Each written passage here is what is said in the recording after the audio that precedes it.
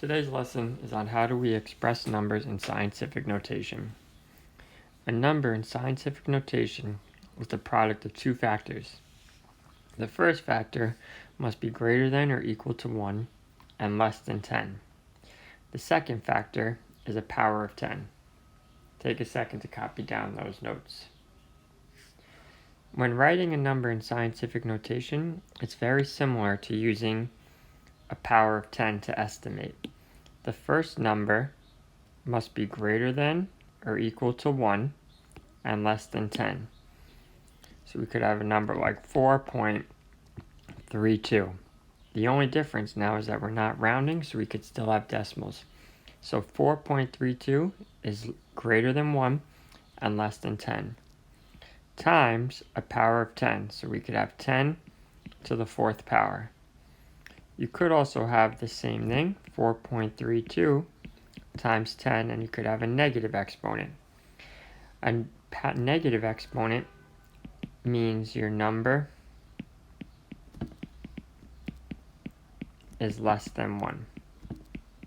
And a positive exponent means that your number is greater than 1. Problem 1. The height of the largest waterfall in the world is 3,212 feet. Express this number in scientific notation. When I look at this number, 3,212, this number is greater than 1. So I know that I should have a positive exponent. So I'm going to take my number, 3,212, and I'm going to determine how many times I have to move my decimal to get my number between 1 and 10. When there's no decimal, it's at the end of the right. So I move my decimal 1, 2, 3. When I move it 3 times, I get 3.212. That number is between 1 and 10. So I'm going to have 3.212. There's no rounding when we're writing in scientific notation. So that's my first number times 10, and the exponent is how many times I move my exponent. So since I move my exponent 1, 2, 3, or move my decimal, I move my decimal 3 times, so my exponent would be a positive 3 since I moved my decimal to the left and since this number is greater than 1. So this would be my answer, 3.212 times 10 to the third power. Problem 2. A mechanical pencil lead measures 0.005 meters. Express the measurement in scientific notation. When I look at this problem, I notice that my number here is less than 1. So I'm going to end up having a negative exponent. So I have the number 0.005.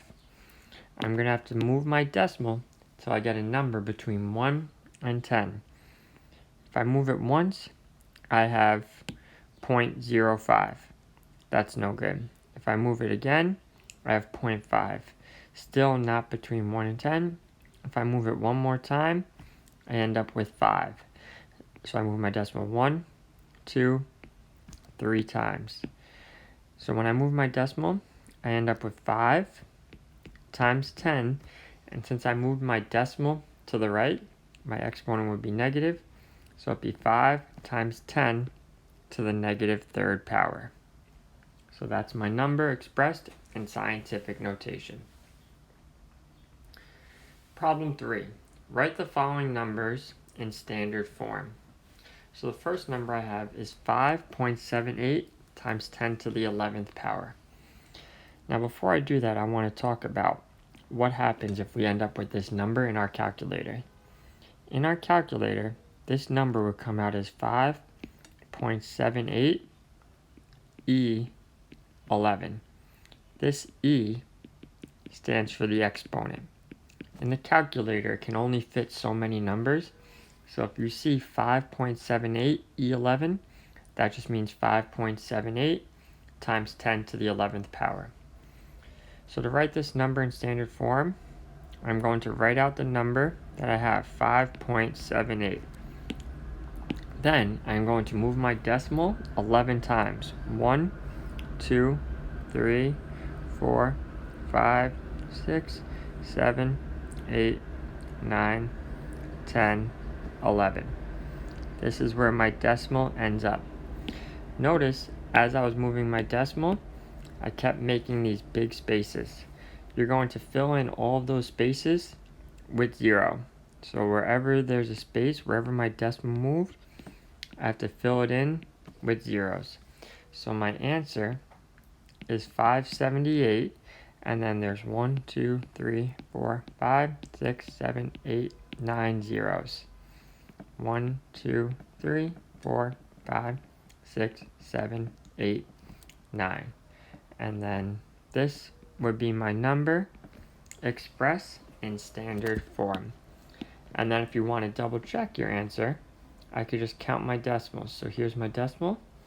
To turn it back into 5.78, I have to move my decimal 1, 2, 3, 4, 5, 6, 7, 8, 9, 10, 11. So since I moved it 11 times, this would be my answer.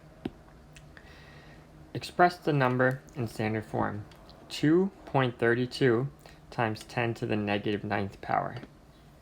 Again, if this was written in the calculator, it would be 2.32 e negative 9. So that would be how it would be expressed in the calculator. Now I'm going to do the same thing. I'm going to start by writing out my number, 2.32. Now, since my exponent is negative, I know that my number is going to have to be less than 1.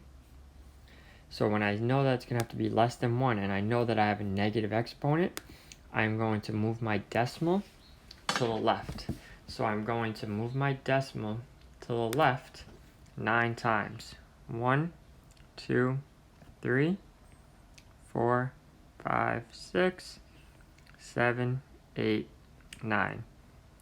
And my decimal ends up over here. Now, it is the same thing.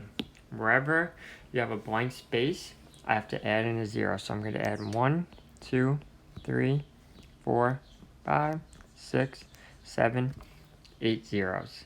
And my answer would be 0 point, then my 8 zeros, 1, 2, 3, 4, 5, 6, 7, 8, and then 2, 3, 2. And if I want to double check my answer, I can take my number and I can turn it back into scientific notation. So I'd have to move my decimal 1, 2, 3, 4, 5, 6, 7, 8, 9 times. So I know that I wrote it out correctly. Now we are going to do a review. So here's our review on how to write a number in scientific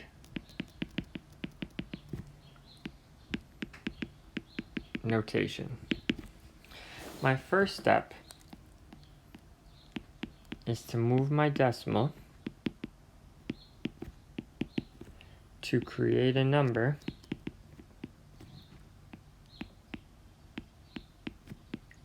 between 1 and 10.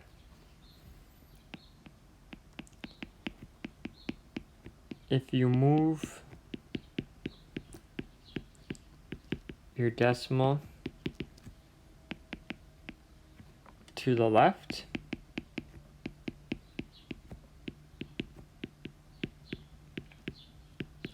your exponent is positive.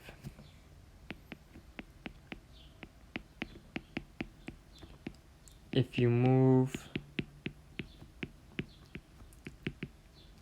your decimal to the right, your exponent is negative. Now for a review on how to write a number in standard form,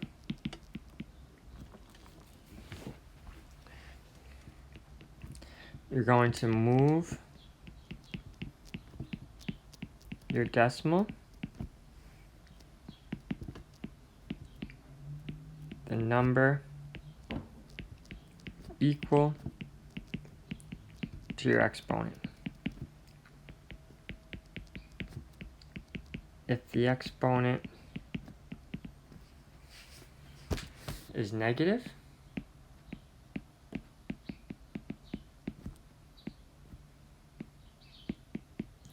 you're going to move your decimal to the left. If your exponent is positive,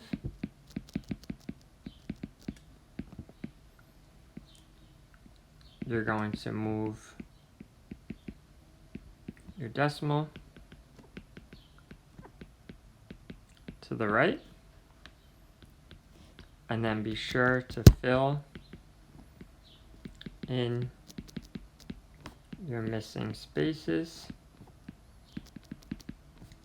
with zeros.